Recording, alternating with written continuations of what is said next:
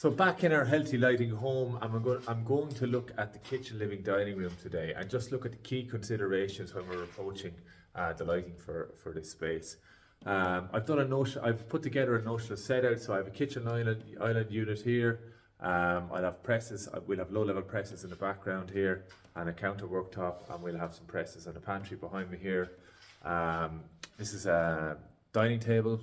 And then the bottom is going to be the living area with a number of couches and just very relaxed, a relaxing type of area.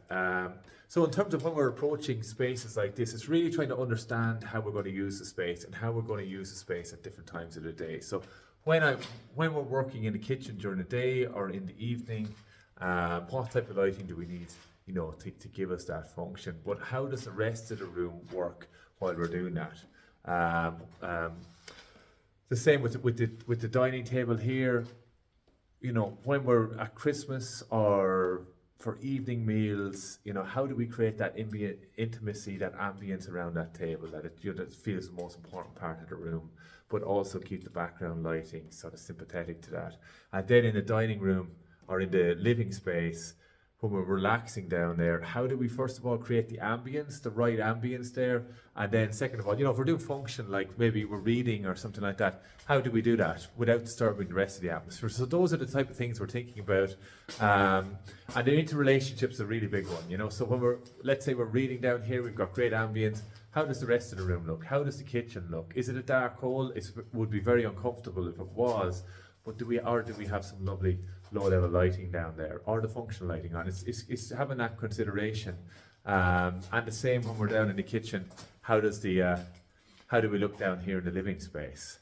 So it's really the first step for a lighting designer is understanding the use of the space, understanding it, and understanding how that works at different times of the day. And I suppose the third element will be, if there's any particular features in the space. And we have a brick wall down here at the bottom, which could be a real opportunity for us, because texture is amazing to light, particularly when you light at an angle.